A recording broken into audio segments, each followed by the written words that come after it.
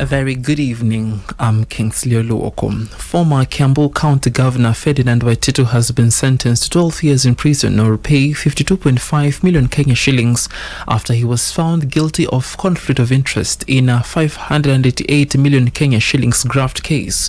In the sentencing at the Milimani Law Courts, Waititu was similarly barred from vying for any political seat for a period of 7 years. Waititu was charged along with his wife Susan Dungu, who was slapped the 1-year imprisonment or pay a fine of 500,000 Kenya shillings. The court convicted them on graft-related charges but acquitted them on 3 counts of money laundering. Their co-accused, Testimony Enterprises Limited Director Charles Shege, has also been slapped with a 9-year sentence or pay 295 million Kenya shillings. Beth Wangeshi, the second director at the Testimony Enterprises Limited, has also been fined 1 million Kenya shillings or serve 1 year behind bars. Pearl Newsbeat. The Directorate of Criminal Investigations has arrested 4 suspects linked to a fraudulent scandal at the Kenya Union of Saving and Credit Co-operative KUSCCO. Jacqueline Pauline Atino Omolo, George Ochola Owino, Mercy Njeru, and George Magutu Mwangi face multiple charges, including conspiracy to defraud contrary to Section 317 of the Penal Code. The National Police Service, through the DCI, has launched investigations into the KUSCCO scandal. The police service said the state will also charge the suspects with stealing by directors or officers of companies and making a false document, both offences under the law. Their arrest followed the submission of a forensic audit report to the Inspector General of Police, Douglas Kanja, by the Cabinet Secretary for Cooperatives and MSMEs weekly for Paranya. Pearl Newsbeat. 45.6% of university students in the country have used at least one drug or substance in their lifetime, according to a survey conducted by NACADA in 17 universities involving 15,000 students. 26.6% of students are currently using substances, including alcohol, tobacco, cannabis, or khat. The report released by the Director of Research, Professor John Muteti, further revealed the drugs are available by peers, followed by lecturers. At 87.3%, they say it's very easy. Most of the students say at 87.3%, they say it's very easy to access alcohol. And the numbers are there for cigarettes, 64.4%, for shisha, 41.2%, and you can see the availability of other substances of abuse. Mira and mukuka were also accessible, at high numbers at the universities. They could easily get them if they walk out the university environment and surrounding. They would easily get them. Now, there is the availability of narcotic drugs, and cannabis is one of the critical narcotic drug which has been giving us a lot of problems, especially in the universities. And we found that 61.7% of the students felt that they can easily access narcotic drugs, including cannabis.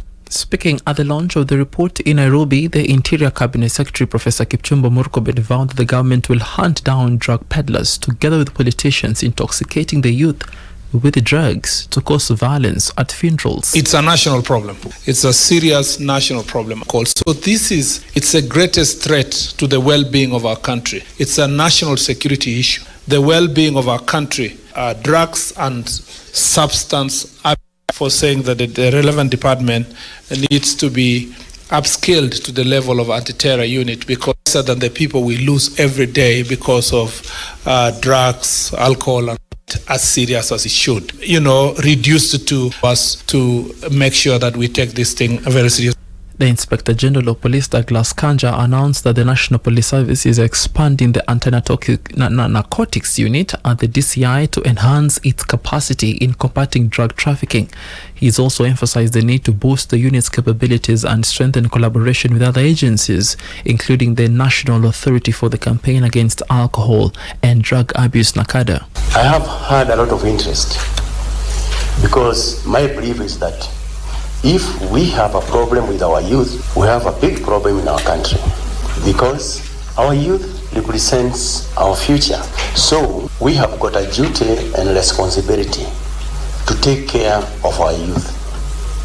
We must protect our youth from these menaces, including the drug culture and many other vices that actually affect our society, and more so.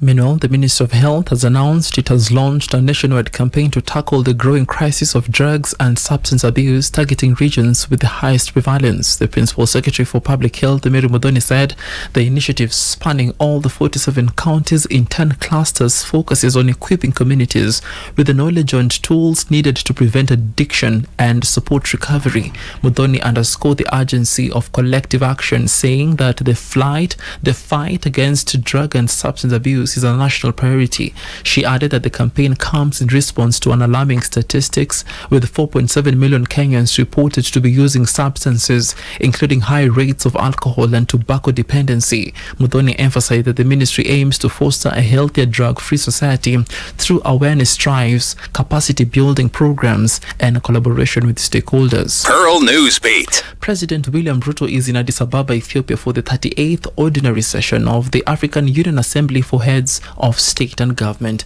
Ruto, who is among participants attending the summit, was accompanied by the First Lady Rachel Ruto. The summit, themed Justice for Africans and People of African Descent Through Reparations, will focus on discussions on reparatory justice, addressing historical injustices, and fostering racial healing across the continent. The summit's agenda reflects the African Union's commitment to addressing historical injustices, promoting peace and security, and strengthening its leadership to advance Africa's development agenda. Organized by the African Union, the high-level gathering brings together heads of state, policymakers, and stakeholders across Africa to address pressing continental issues. Ruto is also supporting former Prime Minister Raila Odinga's candidacy for the African Union Commission chairperson position, as Odinga finalized his last sprint of his campaigns to clinch the seat yesterday. Pearl Newsbeat. And across the borders, a delegation of religious leaders met with M23 rebel leaders in Goma in a bid to mediate peace as violence continues to escalate following the rebels' takeover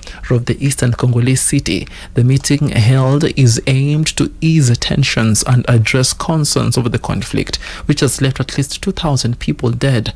M23, one of more than 100 armed groups fighting for control of Congo's mineral-rich east, has tightened its grip on the city, raising fears of prolonged instability.